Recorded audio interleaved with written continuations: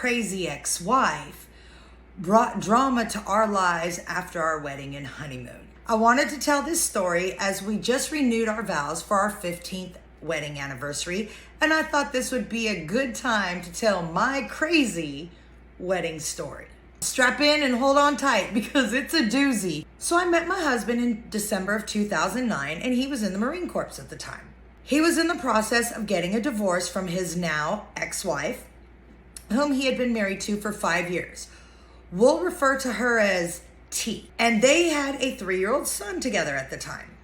T had primary physical custody, and they shared legal custody, but she was living in California, about to move to Arizona, and we were in South Carolina.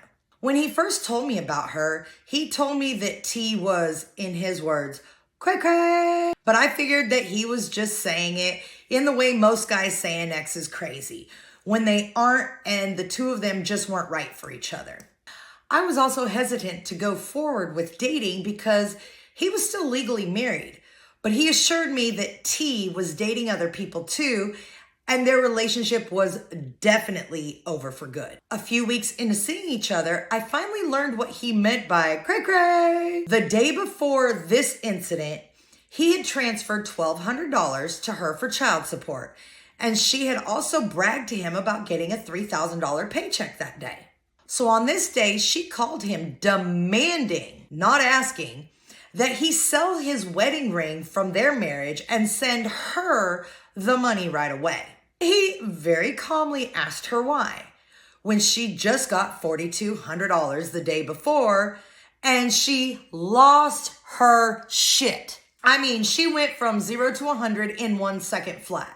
T started telling him to end himself, he was a shitty father, and that he didn't deserve to live. She was yelling so loud that I could clearly hear her, and she was not on speakerphone. After he ended the call, after 20 minutes of just hearing her berate him, I looked at him and said, regardless of whether we continued to date or not, don't ever let anyone talk to you like that again. That was ridiculous and uncalled for.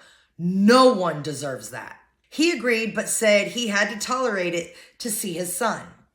That's when I introduced him to the wonderful world of parental rights in custody disputes, as I was a child of divorce and knew what the father's rights were in our state.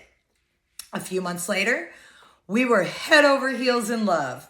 He's very easy to love. And he decided to tell her that he was getting serious with someone. He described me to her. Now, T is Mexican-American, and I am half Italian and half African-American, and my husband is Caucasian. When he told her that I was Italian and black, she responded with, "You couldn't find a white girl or a Hispanic girl? You had to go and get yourself a N-word?" But she said the word with the hard "er." Honestly, I kind of brushed this off because it's not the first time I've been called that. It definitely won't be the last. I also figured that if that was the worst thing she could come up with to say about me, is that I'm black, which is not a negative, then I must be doing pretty good. Good for you. The next month, his son came out to visit for a month and a half. She made a point of demanding that he not bring his son around me.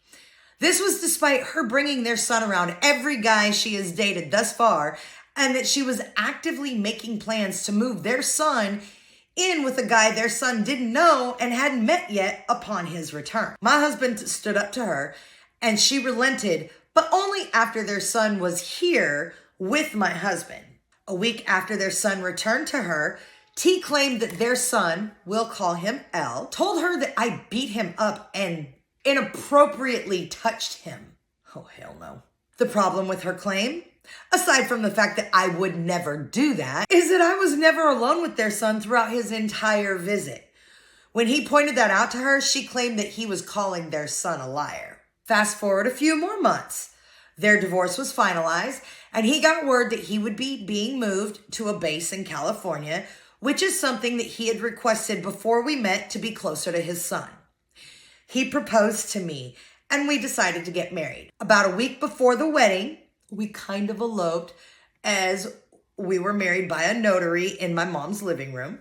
I asked him if he had told her yet, and he said he was avoiding it because he was afraid of how she would react. He finally decided to bite the bullet and tell her, and oh my Lord, I thought her first freak out at him was bad, but it was nothing compared to this. This one was way worse because she was also under the influence of something. He had texted her about it and she started sending a barrage of texts, accusing him of trying to take their son away from her, telling him he should just end himself, sign away his parental rights. She was wishing death upon me. And at this point, we, he and myself, have never met or spoken. And demanding that her son would never have any half-breed, nappy-headed N-word, harder again, brothers or sisters. And bear in mind that her son is also biracial, being half Mexican-American and half Caucasian. It was a long night as this went on from around 8 p.m. till 2:30 in the morning. It was just text arguing with her, calling me a slew of racial slurs throughout. Now, as a biracial kid growing up in the Southeast U.S. in the 80s, I heard my fair share of racial slurs in my life. But I was also raised in a home where I was shielded from that kind of hate and bigotry as much as possible. So I had never heard so many racial slurs all at once, all together, and all directed at me specifically. Oh, girl, I am so sorry. I apologize on her behalf since she doesn't seem to have the humanity to be able to be kind. A week later, my husband and I eloped with only my parents and the officiant there, and he immediately filed the paperwork to have me covered for military benefits. And that night, we went to a hotel to celebrate our wedding night. At 9:30 p.m., she texted him that they needed to talk about